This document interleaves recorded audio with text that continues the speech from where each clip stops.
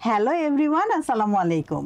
সবাইকে আমন্ত্রণ জানাচ্ছি আমাদের নিয়মিত আয়োজন নারী উদ্যোক্তার সাফল্য অনুষ্ঠানে, এবং সাথে আছি আমি হাসিনা আনসার নাহার। প্রিয় দর্শক, প্রতি পর্বেই কিন্তু আমাদের স্টুডিওতে একজন নারী উদ্যোক্তা আমন্ত্রিত থাকেন। আমরা তার জানা অজানা সকল তথ্যগুলো জানি এবং পুরো অনুষ্ঠান জুড়েই কিন্তু তিনি আমাদের সাথে থাকেন। আজকে আমাদের স্টুডিওতে উপস্থিত আছেন রেবেকা সুলতানা। চলুন দর্শক, আমরা রেবেকা সুলতানার কাছে চলে যাই। কেমন আছেন আপু? আসসালামু আলাইকুম আপু। ভালো আছি, আপনি ভালো আছেন? আলহামদুলিল্লাহ, খুবই ভালো আছি। এবং আপনি যে সুদূর বরিশাল থেকে এসেছেন, মানে আপনাকে দেখে খুবই ভালো লাগছে। না আপু, আপনাদের ডাকে সাড়া দিতে পেরে আমাদেরও ভালো লাগে যে আমরা যে কাজ করেছি সেই কাজের যে একটা অংশ আপনাদেরকে জানাতে পারবো। আপনাদের মাধ্যমে দেশের সবাই টুকটাক জানবে। আমাদেরকে দেখে আরো যদি দুই একজন এগিয়ে আসে তখনই আমাদের এই সফলতাটা কাজ করবে আপু। চমৎকার এই বলেছেন। জন্য আপনাদের ডাকে আমাদের আশা। আসলে দর্শক সবারই কিন্তু এ ধরনের মন মানসিকতা, মনোভাব থাকা উচিত যে নিজেও কিছু করবে এবং অপরকেও আমরা উৎসাহিত করব। তো আপু, এখন কি নিয়ে ব্যস্ততা চলছে আর আপনার উদ্যোগের নামটা বলুন। আপু, আমার উদ্যোগের নাম মুন্নিস ড্রিম, সাথে আমার একটা সংগঠন আছে মুন্নিস ড্রিম নারী কল্যাণ সমিতি।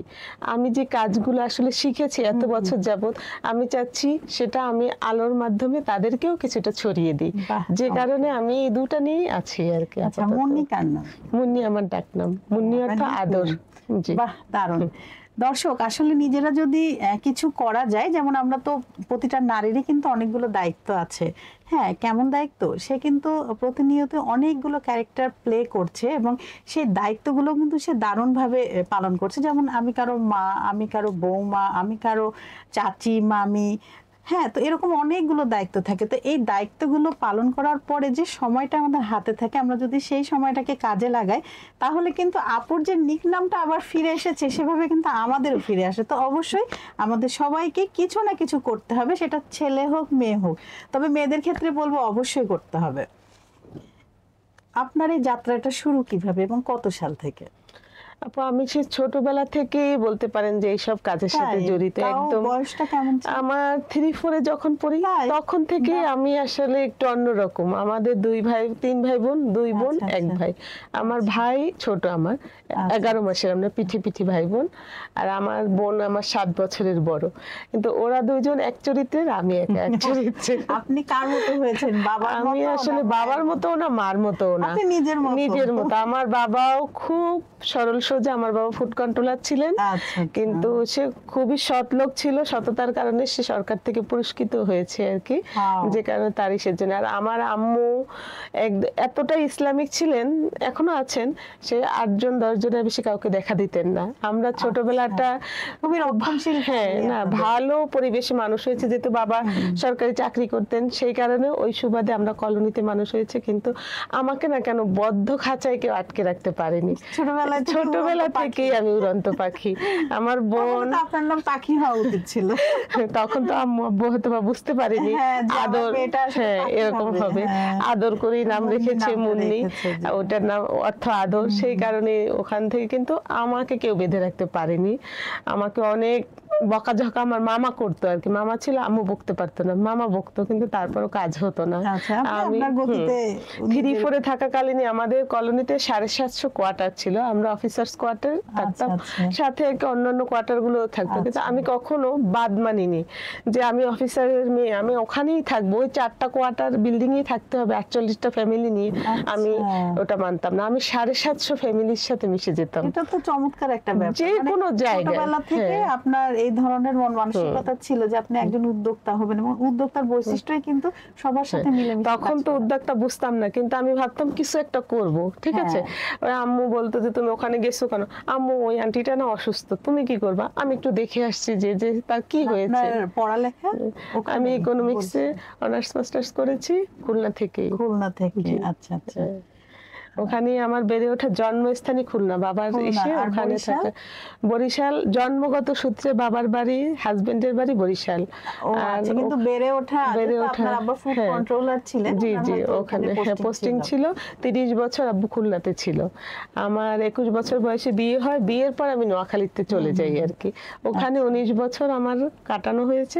পরবর্তীতে আমি এই 4 বছর বরিশালে শিফট করেছি। আচ্ছা, উদ্যোক্তা জীবনটা একটু। উদ্যোক্তা জীবন ওই যে 22 সালে আমার এই পেজটা খোলা, আমার বোনের একটা রাগের কারণেই খোলা আর কি। ওর কথা হলো, তুই এত কিছু করিস কিন্তু তুই আসলে কাজের কাজ কিছুই করিস না, তোর কোনো প্রতিষ্ঠান নাই, কিছু নাই। উনি কাজের কাজ বলতে প্রতিষ্ঠানের কথা বলছেন। প্রতিষ্ঠান বা একটা সংগঠন থাকলে আমি সবাইকে একসাথে জড়ো করে কিছু করতে পারবো। এখন তো আমি ওই ভব ঘুরে এখানে কারোর সমস্যা হয়েছে চলে গেছি, কিন্তু এইটা হয়েছে ওইটা। কিন্তু আপনার বোন কত সালে আপনাকে বলেছে? ও 22 সালে বলেছে। সবসময় বলতো, তা আমি বলতাম আরেকটু বড় হই, আরেকটু বড় হই। আপনি সিরিয়াসলি নিয়েছেন 22 সাল থেকেই আর কি আমার পদচারণা মশলা নিয়ে। কেন ওই যে বোন অসুস্থ ছিল, ওর ক্যান্সার হলো, তখন আর কি ভালো মশলা খেতে হবে, কি করতে হবে, সেখান থেকেই আর কি অনেক কিছু করে না। তারপরে আমি ওর সাথে বললাম ঠিক আছে তাহলে আমি এইটা নিয়েই শুরু করি। তখন অনেক প্রতিবন্ধকতা আসছে আসলে আপা, কেননা একটা মেয়ে মশলা নিয়ে কাজ করব, সবাই চায় যে একটু অন্যরকম, একটু আরামদায়ক কাজ করব। হ্যাঁ, কিন্তু ওই যে আমার ছোটবেলা থেকে আসলে নিতে পারে না। আর ওই ছোটবেলা থেকে তো আমি একটু ডিফারেন্ট, যে না আমি অন্য কিছু করে দেখাবো, যে কারণে আমার এইটা নিয়ে আগানো। প্রথমে সবাই একটু ই করছে, কিন্তু আমার ফ্যামিলি কখনো আমাকে কিছু বলে না। আমার হাজবেন্ড, ভাই বোন সবাই চাইতো যে না আমি একটু কিছু করি, আমি কিছু করি।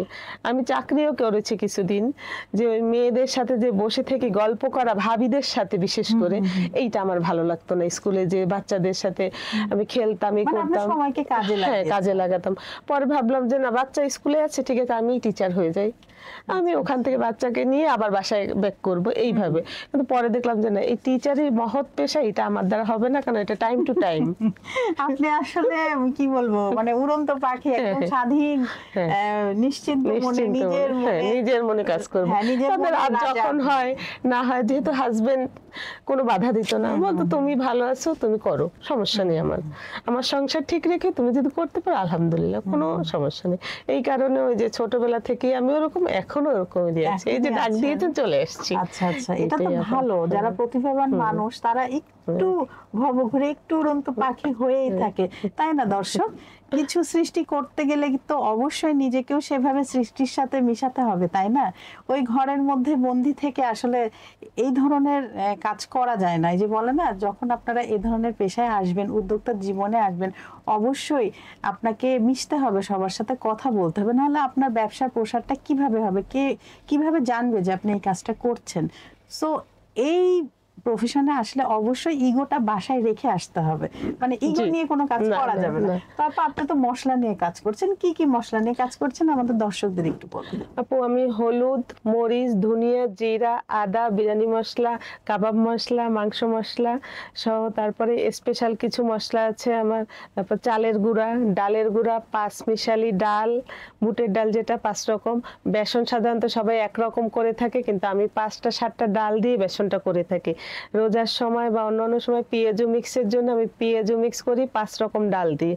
এগুলো আমার স্পেশাল আইটেম। মানে এক একটা অকেশন অনুযায়ী আপনি সেভাবে সার্ভিসটা দিয়ে থাকি। আপনার ডেলিভারি ম্যান আছে? হ্যাঁ, আমার ডেলিভারি ম্যান আছে। ওই যে স্পেশাল কুরিয়ার যেটা আছে সুন্দরবনে আমি করে থাকি। তারপরে আবার ওই যে বরিশাল সার্ভিস আছে, ওখানেও ওরা বাসা থেকে এসে নিয়ে যায়। তারপরও আমি স্পেশাল সার্ভিস দিয়ে থেকে আমি নিজে। আচ্ছা, যদি ঢাকার বাইরে থেকে অর্ডার করে সেক্ষেত্রে কতদিন আগে অর্ডার করবে? ম্যাক্সিমাম মিনিমাম কত দিন? মিনিমাম দর্শকদের বলে দিন।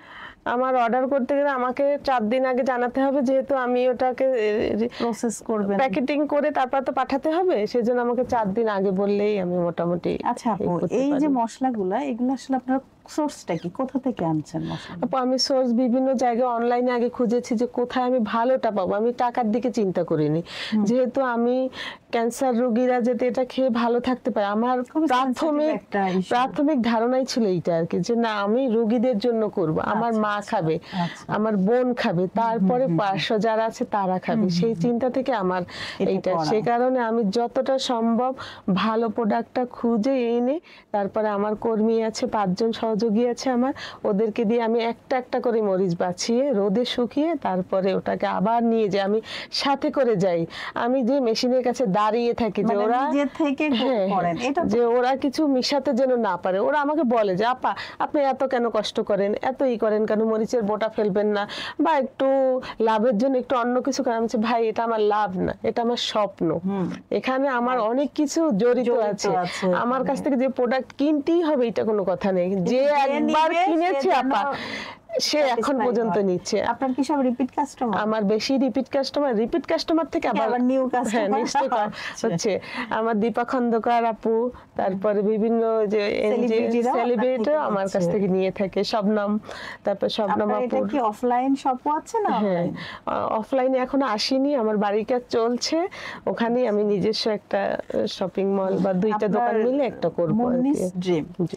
দর্শক এতক্ষণ তো শুনলেন আপা কি কি প্রোডাক্ট নিয়ে কাজ করছেন। তো এই ফ্রেশ প্রোডাক্টগুলো, মশলাগুলো যদি স্বাদ আপনারা পেতে চান তাহলে অবশ্যই মুন্নিস হচ্ছে ড্রিম পেজে আপনারা নক দিতে পারেন। সেখানে আপুর মোবাইল নাম্বার আছে, মোবাইলে কল করতে পারেন অথবা আপুকে ইনবক্সও করতে পারেন। এবং মিনিমাম 4 দিন হাতে রেখেই কিন্তু আপনাকে অর্ডারটা দিতে হবে। আপুর ডেলিভারি ম্যান আছে এবং কুরিয়ার সার্ভিসগুলোও আছে, মানে উনি ওনার বরিশালের বাইরেও যে বাংলাদেশের পুরো অঞ্চলেই কিন্তু ওনার প্রোডাক্ট উনি ডেলিভারি করছেন, দিচ্ছেন কুরিয়ারের মাধ্যমে। সো ফ্রেশ যদি মশলার স্বাদ পেতে চান তাহলে অবশ্যই মুন্নিস ড্রিম পেজে আপনারা নক দিতে পারেন। এবং প্রাইস একদম রিজনেবল। আর আপনারা তো শুনলেন যে আপনার নিজে দাঁড়িয়ে থেকে এই কাজগুলো করায় এবং একদম অথেন্টিক সোর্স থেকে উনি এই হচ্ছে উপকরণগুলো নিয়ে আসেন। একদম মনে হয় কৃষকের ক্ষেত থেকে উনি হয়তোবা নিয়ে আসেন, এরকম কিছু চেষ্টা করেন। বাহ, দারুণ, খুব ভালো লাগলো। আমার কিন্তু একটা প্যাকেজ আছে যে হজ প্যাকেজ, তাই প্যাকেজ, হ্যাঁ, হজে যারা যাবে তারাও আমার কাছ থেকে অনেক সময় নিয়ে যায় আর কি। যে ওখানে কতদিনের প্যাকেজটা, মানে কতদিন? ছোট প্যাকেট থাকে, যেহেতু তারা 1 মাস থাকবে। ওই হজেতে সব সময় রান্না করে না, টুকটাক একটু করলো। তখন প্রাইসটা কেমন একটু দর্শকদের জানিয়ে। ওইটা যে আমি বেশি রাখি না, যেহেতু হজের জন্য যাবে, একটা সোয়াবের কাজে যাবে, তখন আমার লাভ ছাড়াই আমি ওইটা প্রোভাইড করে থাকি। তো দর্শক যারা হজে যেতে চান এবং অনেক সময় মশলা নিজেদের হাতের তৈরি খাবার খেতে চান, বাঙালি খাবারের স্বাদ নিতে চান, তাহলে কিন্তু আপুর সাথে যোগাযোগ করতে পারেন। আচ্ছা আপু, এতগুলো তো মশলার নাম শুনলাম, এটাও বুঝলাম যে অবশ্যই ফ্রেশ, এই জন্য আপনার এত বেশি এই মশলার চাহিদা। তো আপনার কোন মশলার ফ্লেভারটা ভালো লাগে এবং কেন ভালো লাগে, এবং কোন খাবারটা আপনার প্রিয়? আসলে আমার বিরিয়ানি মশলাটাই বেশি পছন্দ, কারণ এটার সাথে একটা মায়া জড়িত, সব মশলা কম্বাইন্ড, এরা মিলেমিশে আছে আর কি, কিন্তু সবগুলো একসাথে আছে, একটি শিশু। সেজন্য আমার 21 রকম মশলা দিয়ে ওইটা তৈরি, তাহলে ওইটা আমার ভালোবাসা সব থেকে বেশি। এবং সবাই কোন রান্নাটা আপনার ফ্যামিলি অনেক পছন্দ করে আপনার মশলা দিয়ে? ওই বিরিয়ানিটাই বেশি পছন্দ করে, ওইটা দিয়ে আমার যাত্রা। আমার বোনের কাছ থেকে 2000 টাকা নিয়ে আমি শুরু করেছি ওকেই বিরিয়ানি সার্ভ করে আর কি, যে ওকে দিয়ে, ওর টাকা দিয়ে ওকে দিয়ে। প্রথম যেটা আসলে প্রথম শিশুর প্রতিও কিন্তু বাবা মায়ের আলাদা একটা টান থাকে, ঠিক তেমনই কিন্তু আমরা যে কাজটা করি ওটাও কিন্তু আমাদের বাচ্চাদের মতো। তো সো আপনি মাত্র 2000 টাকা দিয়ে, ওনার বোনের থেকে 2000 টাকা দিয়ে কিন্তু উনি ওনার উদ্যোক্তা জীবন শুরু করেছেন, ওনার বিজনেসটা শুরু করেছেন। এখন দেখেন আপার কতটা লাভ হচ্ছে। তো আসলে মূলধন কোনো ফ্যাক্ট না, থাকতে হবে আপনার ইচ্ছা শক্তি এবং নিজের প্রতি আত্মবিশ্বাস, ধৈর্য। তাহলেই কিন্তু আপনার মতো একজন সফল ব্যবসায়ী, একজন সফল উদ্যোক্তা আপনারা হতে পারবেন। তো আপার কাছে শুনলাম আপার বিরিয়ানি অনেক পছন্দ এবং উনার হাতের বিরিয়ানি বাসারও সবার পছন্দ। তো আপনি আমাদের দর্শকদের হচ্ছে এবং আমাকে কবে বিরিয়ানি খাওয়াচ্ছেন? আমরা কবে বরিশাল যাচ্ছি? আপু আপনার জন্য সার্বক্ষণিক ভাবে আমাদের দরজা খোলা আছে বরিশালের জন্য, আপনি আসেন, আমরা আপনাদেরকে খাবার। দর্শকরা তো ওইভাবে খেতে পারবে না, অর্ডার দিলে আমি মশলা দিব, দর্শকরা রেসিপি দিব, আমার রেসিপি পেপারে আসছে, গতকালকেও আমার রেসিপি পেপারে গিয়েছে, ওখান থেকে রেসিপিও তারা নিতে পারবে। আচ্ছা দর্শক, যেহেতু আপনারা এখন অনলাইনে আছেন, যেতে পারছেন না, সো আমরা রেসিপিটাই শুনে নি, তাই না? আপনি একটু রেসিপিটা শেয়ার করুন। রেসিপি আপনার আমি লিখে দিব আপু, এখন তো সময় বেশি লাগবে, যে কারণে ওটা বা আমার যে পেপারে আমার আসছে ওখান থেকেও তারা আমার পেজের থেকে দেখে নিতে পারবে। আচ্ছা দর্শক, আপনারা হচ্ছে আমাদের এই পোস্টটা অনলাইনে যাবে, এই পোস্টে অবশ্যই কমেন্ট করবেন কার কার রেসিপি লাগবে, সেখানে আমাদের অফিস থেকে রেসিপিটি আপনাদেরকে সেন্ড করে দেবে। Thank you. আচ্ছা আপা, প্রশিক্ষণ ও দক্ষতা অর্জন, আপনি কি কি দক্ষতা অর্জন করেছেন আর কি কি প্রশিক্ষণ নিয়েছেন? আপু আসলে প্রশিক্ষণ এমন একটা জিনিস যে এইটা যদি আপনার না থাকে, বেসিক যদি আপনি না জানেন, তখন আপনি কিছুই করতে আপনার পারবেন লক্ষ্যটা না। কি ছিল এতগুলো প্রশিক্ষণে? আমার লক্ষ্যটা ছিল যে আমি শিখবো, আমার যখন শিখবো তখন ওইটা ভালো মতো শিখবো। ওইটা দিয়ে যে আমার ব্যবসা করতে হবে এটা কোনো কথা না, আমি আমার নিজের প্রয়োজনে শিখবো, আমার আত্মবিশ্বাস বাড়ানোর জন্য আমি শিখবো। আমার একটা সময় ছিল যে আমি কথা বলতে পারতাম না, মিশতাম সবার সাথে কিন্তু গুছিয়ে একটা কথা বলা পারতাম না। এই যে প্রশিক্ষণগুলো নেওয়ার ফলে সবার সাথে আমি যাচ্ছি, কথা বলছি, কে কিভাবে কথা বলছে, এটাও একটা শিক্ষার বিষয়। এখান থেকে কিন্তু আমি এখন মোটামুটি একটু কথা বলতে পারি আর কি। যেটা উনি কিন্তু ভালোই কথা বলছেন, তাই না? আপনারা কমেন্টসে জানাবেন যে আপু আসলে কথাগুলো কি আপুর সুন্দর ছিল কিনা, কারণ আপু কিন্তু দীর্ঘদিন ধরে অনেকগুলো ট্রেনিং করছেন নিজেকে আপডেট করার জন্য। আসলে প্রত্যেকটা মানুষেরই কিন্তু নিজেকে প্রতিনিয়ত আপডেট করতে হবে, যুগের সাথে চলতে গেলে আপনাকে এভাবে মানতে হবে, চলতে হবে। তো আপা, আপনার নেয়া এই প্রশিক্ষণের মধ্যে সবচেয়ে কোন প্রশিক্ষণটা আপনার উদ্যোক্তা জীবনে প্রভাব ফেলেছে? আমার আসলে তো প্রশিক্ষণ নিলেন, আমার আসলে পাটের কাজটার প্রতি বেশি একটা আগ্রহ, বেশি ছোটবেলা থেকে ওটা শেখা, মায়ের কাছ থেকে শেখা, স্কুলের প্রথম জীবনের কাজটা শেখা। 6 থাকতে আমাদের স্কুলে এই কাজটা শিখিয়েছিল, স্কুল থেকে। তো ওই প্রথম ভালোবাসা বললেন না, ওইটার প্রতি আমার অন্যরকম একটা ভালোবাসা। ওইটা দিয়ে আমি বেশিরভাগ সময় ওয়াল ম্যাটটা করে থাকি, জামাও তৈরি করে থাকি আমি। এইটা। আচ্ছা, আপনি এখন পর্যন্ত যেসব পুরস্কার পেয়েছেন তার মধ্যে কোনটি আপনার কাছে সবচেয়ে স্মরণীয় এবং কি কি পুরস্কার ছিল? আপন পুরস্কার অনেকটাই পেয়েছি। প্রথম 2022 সালে নারী উদ্যোক্তাদের যে স্মার্ট গ্রান্ট দেওয়া হলো, ওটা আমি দ্বিতীয় লটি পেয়েছি। কংগ্রাচুলেশন। তারপরে সংগ্রাম থেকে আমাকে অনার করেছে, ওরাও পুরস্কৃত করেছে, সম্মানী দিয়েছে। ওটাও আমার একটা স্মরণীয় যে আমি আসলে, আমার কিন্তু বেশি দিন না, এমনি অভিজ্ঞতাও অনেক দিনের, কিন্তু আমার 2022 সালে মার্চ মাসের 19 তারিখ থেকে আমার পদযাত্রা শুরু এখান থেকে। তার ভিতরে আমি যে অ্যাচিভমেন্টগুলো করেছি আমার জন্য খুবই ভালো। আর বিশেষ করে 2025-এ আমি এসএমই মেলায় ফার্স্ট হয়েছি। আমার এই যে মশলা, খাঁটি মশলার জন্য আমার স্টল ফার্স্ট হয়েছে। সেখানে দেশীয় প্রোডাক্টও ছিল, ব্লকের কাজ, তারপর হাতের কাজ, আমার যে যে তৈরি আর কি পাটের পণ্য, সম্পূর্ণটাই দেশীয় ভাবে সাজানো ছিল। ওখানে কি কি উপস্থাপনা ছিল আপনার পণ্যের? ওখানে হচ্ছে পাটের, হ্যাঁ না, পাট ছিল, মশলা ছিল, আমার যে সব কার্যক্রম ছিল সবগুলোই ছিল ওখানে। হাতের কাজের যে যে প্রোডাক্ট গুলো ছিল সকল কিছু মিলে ওরা ক্যাটাগরিতে 3 জনকে ফার্স্ট দিয়েছে, ওরা যৌথভাবেই 3 জনকে ফার্স্ট করেছে আর কি। তার ভিতরে আমি একজন। এইটা আমার জন্য অনেক একটা বড় পাওয়া, যে এসএমই মেলায় একটা স্টল দিয়ে সেখানে আমি প্রথম স্থান অধিকার করেছি, আমার সফলতার একটা অংশ আর কি। আমি গর্বিত। অবশ্যই এভাবেই তো মানুষ এগিয়ে যাবে, যে আপনার চরম ইচ্ছা শক্তিটা ছিল, নিজের প্রতি আত্মবিশ্বাস ছিল, এবং প্রতিনিয়তই কিন্তু আপনার সমস্ত প্রশিক্ষণের মাধ্যমে নিজেকে আপডেটও করেছেন, যার কারণে এই পুরস্কার হিসেবে আপনাকে এই আপনি এই অ্যাচিভমেন্ট গুলো আপনার রয়েছে। তো এভাবে আসলে চলতে হবে, যদি কেউ কিছু করতে চায় ওটাকে 100% দিয়েই করতে হবে। অবশ্যই নিজের মনোবলটা বৃদ্ধি করতে হবে, কাজ শুরু করে দিতে হবে। আগে পিছনে অত টেনশনের কিছু নেই, আর চাহিদা থাকতে হবে না যে আমি এইটা পেতেই হবে, ওরকম না, আমি কাজ করে যাব, আমার অটো আসবে। শুরুতেই না 6 থেকে 1 বছর, 6 মাস থেকে 1 বছর আসলে লাভের আশা বাদই দিতে হবে। প্রথমে কিন্তু পরিচিতি, আপনার মানসিকতা থাকতে হবে, আমি কিছু করব, শুরু করব। আমার কিন্তু এই যে ব্যবসার যে লাভের অংশ, অবশ্যই লাভ না হয় না হলে আমি চলি কিভাবে বা এই করি, আমি সংসারে এতটা দেই না, আমি চাই এই টাকাটা আমি বাইরে খরচ করব।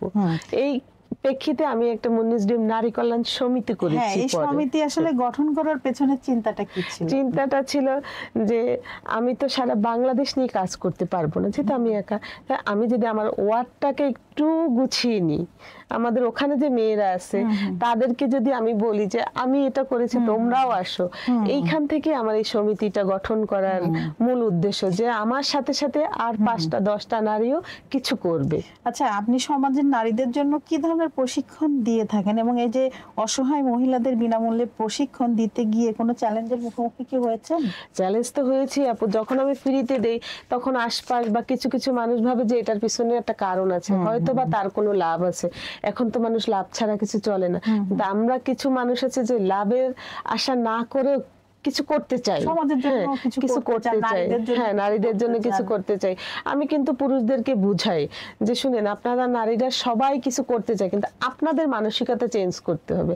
আপনারা পুরুষরা যখন নারীদেরকে কিছু করতে উৎসাহিত করবেন তখনই তারা এগিয়ে আসবে। প্রতিটা নারী চায় যে আমার টাকার একটা চকলেট আমি আমার বাচ্চাকে দিই। তারা বেশি পারবে না, একটা চকলেট কিনে দিতে পারবে, কিন্তু এই চকলেটের টাকাটা তার পরিশ্রমের টাকা থেকে আসতে হবে।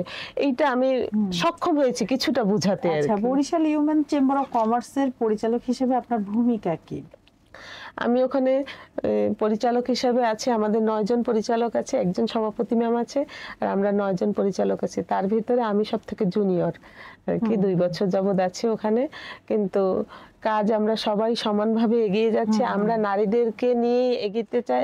মেন্টর হিসেবে কাজ করতে গিয়ে কোন বিষয়গুলো সবচেয়ে গুরুত্বপূর্ণ বলে মনে হয়েছে আপনার? আপু, মেন্টর মানে হলো আমি যে কাজগুলো করেছি সেইগুলোর মাধ্যমে আর যারা আছে তাদেরকে ইন্সপিরেশন দেওয়া, যে না আসো করো, দেখো আমাকে দেখে তোমরা শিখো। এইটাই হলো মেন্টরিং এর প্রধান কাজ আর কি। আর এই কাজটা করতে পারে আমি খুবই গর্বিত, আর আমার ভালোও লাগে যে ওখানে যারা থাকে সবাইকে আমি বলতে পারি যে তোমরা এইভাবে এইভাবে কাজটা করো, এইভাবে আসো, বা আমার সহযোগিতা যদি লাগে আমি করব। এইভাবে আমি সবাইকে উৎসাহ দিয়ে থাকি। ব্র্যাক ওয়ার্ল্ড ভিশন বা ইউসেফ এর সাথে আপনার কাজের অভিজ্ঞতা কেমন এবং 6টি লেভেলের আসলে বিষয়গুলো কি কি ছিল যেগুলো আপনি করেছেন? আপু, ব্র্যাকের সাথে তো যে আমি উদ্যোক্তা ট্রেনার হিসেবে আছি আর কি, মেন্টর হিসেবে আছি, ওখানে তো ওই যে অনেক ভালো বললামই যে ওদের সাথে আমার কাজ করতে ভালো লাগে। আর ইসের সাথে লেভেল আমি 6টা লেভেল করেছি, তার ভিতরে কুকিং এর করেছি, বেকিং করেছি, তারপরে ওইটা হ্যান্ড স্টিচের উপরেও করেছি, যেহেতু আমার মেয়ের, হ্যাঁ ট্যুর গাইডও করেছি। ট্যুর গাইড করার ফলে হয়েছে কি, আমি বিভিন্ন জায়গায় যখন যাব তখন ট্যুর গাইডের কাজটা কি এইটা সম্পর্কে কিন্তু আমি কিছুটা ধারণা পাবো। আমার যে এটা নিয়ে কাজ করতে হবে তা না, নিজেকে আপডেট করতে, হ্যাঁ ওই বিষয়টা জানার জন্য আপনি অনেকগুলো করছেন। ব্লগ বাটিকেটাও করেছি, আমি ওই ব্লগ বাটিকের ট্রেনার হিসেবে কাজ করছি আর কি। আপনার ওয়ার্ল্ড ভিশন অধিদপ্তরের সাথে আপনি কিভাবে কাজ করছেন? যুব উন্নয়ন অধিদপ্তরে যে আমাদের উইমেন চেম্বারের যে পরিচালক ম্যাম আছে, ওনার সাথে যুব উন্নয়নের সাথে আমরা একসাথে কাজ করছি। আমার এলাকার যে অসহায় নারীরা আছে, যে গরিব অসহায় মানুষের, তাদেরকে যুব উন্নয়ন মাঠে এসে কাজ শিখায় আর কি, হাঁস মুরগি প্রতিপালন। আমি আবার এসএমই ফাউন্ডেশন থেকে, জয়িতা ফাউন্ডেশন থেকে আমি হাঁস মুরগির উপরে ট্রেনিং করেছি আর কি, প্রথম ব্যাচে অনলাইনে। তা আমি ভাবছি যে যখন এটা আমি কিছুটা পারি তখন আমি তো আমার এলাকার সহযোগিতা করতেই পারি, কারণ ওখানকার মেয়েরা বেশি হাঁস মুরগি আর গাছপালা নিয়ে আর কি, সবজি চাষ নিয়ে কাজ করে। তখন আমি আপাকে বললাম, তো আপা বললো ঠিক আছে, যুব উন্নয়নের মাধ্যমে আমরা ট্রেনিং আনবো। ওইখান থেকে আমরা ট্রেনিং এনে নারীদেরকে ট্রেনিং করাচ্ছি এবং ওদেরকে কিছু সহযোগিতাও যুব উন্নয়ন করছে। দারুণ।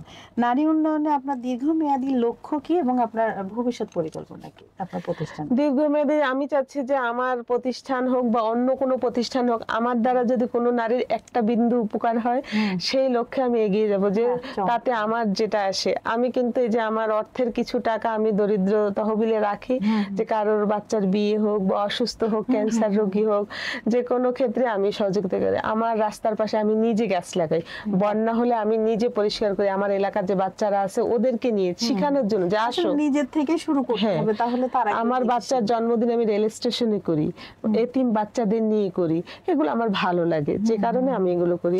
মানবিক কাজ আমার শ্বশুরের কাছে আমাদের কিছু দায়বদ্ধতা আছে। আমার শ্বশুর বাড়ির পাশেই আপনার বেদেপল্লী, একদম ঘরের সাথেই বেঁধে পড়লে আমি ওখানে যে ওদের সাথে বসে থাকি, ওরা কি করে সেটা দেখি আর কি, যে ওদের বিয়ে, ওদের লাইফ স্টাইল, যে ওরা কতটা স্ট্রাগল করে, এইটা আমাকে ভাবায় মাঝে মাঝে। খুব কাছাকাছি থেকে তাদেরকে, হ্যাঁ মাঝে মাঝে। আপনার এই প্রতিষ্ঠানের আসলে ভবিষ্যৎ পরিকল্পনা কি? মানে আপনি কি ঢাকায় বা অন্যান্য জেলাগুলোতে আপনার আস্তে আস্তে তো সবার স্বপ্নটাই থাকে যে আমি একটু বড় হব, একটু সবাইকে নিয়ে কাজ করব। হ্যাঁ, আগে আমি আমার এলাকাটাকে গুছাতে পৌঁছাতে চাই, তারপরে আমি অন্য অন্য জেলা নিয়ে কাজ করবো আর কি। আমরা কিন্তু কথা বলতে বলতে অনুষ্ঠানের একদম শেষ দিকে চলে এসেছি। আপনাকে অসংখ্য ধন্যবাদ আমাদেরকে সময় দেওয়ার জন্য। আপনার কেমন লাগলো নারী উদ্যোক্তার সাফল্য অনুষ্ঠানে এসে? আপু অসংখ্য ধন্যবাদ আপনাকে, যে আমাদের মতো মেয়েদেরকে বা নারীদেরকে আপনারা এখানে নিয়ে আসেন, গল্প শোনেন। আমাদের গল্পটা আমরা দর্শকদেরকেও বলতে পারছি, এটা দিয়ে তারাও হয়তো বা আগাবে বা তাদেরও এখানে আসার একটা সুযোগ তৈরি হবে। আমরা তাদেরকে বলবো যে আমরা ওখানে গিয়েছি, আপনারাও যান, আপনাদের কথাও শেয়ার করেন। এজন্য আমার আসলে খুবই ভালো লাগছে। আপনাকে অনেক ধন্যবাদ। ইনশাআল্লাহ আবারও দেখা হবে কোনো একটা প্রোগ্রামে। হ্যাঁ, অবশ্যই নতুন কোনো আয়োজনে আপনাকে আমরা আমন্ত্রিত করব। দর্শক, আপু কিন্তু সুদূর বরিশাল থেকে আমাদেরকে নক দিয়েছিলেন এবং তার সিভি আমরা দেখে আপুকে আমরা সিলেক্ট করেছি। এরকম আপনারা যদি আমাদের এই অনুষ্ঠানে আসতে চান, তাহলে আমাদের যে পেজ আছে সেটার ইনবক্সে আপনার সিভিটা জমা দিবেন, অথবা ইমেল অ্যাড্রেস আছে, সেখানে কিন্তু আপনারা চাইলে ইমেলও করতে পারেন। তো দর্শক, আপনারা যারা এতক্ষণ আমাদের সাথে ছিলেন, আপনাদের সবাইকে অসংখ্য ধন্যবাদ আমাদের সাথে থাকার জন্য। আপনার সম্পর্কে একটা কথা বলতে চাই। আমার সম্বন্ধে কিছু বলতে চাচ্ছি আপু? আপু অনেক ভালো। আমি আপুকে ফেসবুকে দেখেছি, দেখে আমি তার হোয়াটসঅ্যাপে নক করেছিলাম, মেসেঞ্জারে নক করেছি, যেহেতু হোয়াটসঅ্যাপ নাম্বার আমি পাইনি, মেসেঞ্জারে নক করেছি। আমি ভাবছি যে আপু হয়তো উত্তর দিবি না। 30 মিনিটের আগেই আপু আমার সালামের উত্তর দিয়েছে এবং আপু সরাসরি ফোন দিয়েছে আমাকে যে আপু আপনি আসতে পারেন, আপনি এই দিন আসলে ভালো লাগবে। এই যে আপনার যে একটা আমাদের প্রতি একটা ভালোবাসা, এটা আমি সত্যি আপ্লুত। আসলে আমরা যারা মুসলিমরা আছি, আমরা কিন্তু সবাই সালামের উত্তরটা দেয়া একটা দায়িত্ব মনে করি, ফরজ মনে করি। তো আপা আমাকে সালাম দিয়েছিলেন, আমি উত্তরটা দিয়েছিলাম। আপা কথা বলতে চেয়েছেন, আমি কথা বলেছি। কারণ প্রত্যেককেই কিন্তু সুযোগ দিতে হবে, না হলে তো আমরা বুঝবো কি করে যে উনি কেন আমাকে নক দিলেন। তো দর্শক, এভাবে আপনারাও কিন্তু আমাদের অনুষ্ঠানে আসতে পারেন। এবং প্রতিটা পর্বেই কিন্তু দর্শক আমাদের যে প্রত্যাশা থাকে নারীর সফলতা এবং নারীর স্বাবলম্বিতা। দর্শক, আবারও নতুন কোনো অতিথিকে নিয়ে আপনাদের সবার মাঝে আমি হাসিনা আনসার নাহার উপস্থিত হব। ততক্ষণ পর্যন্ত আপনারা সবাই ভালো থাকুন, সুস্থ থাকুন এবং আমাদের সাথে থাকুন। আল্লাহ হাফেজ। আল্লাহ হাফেজ।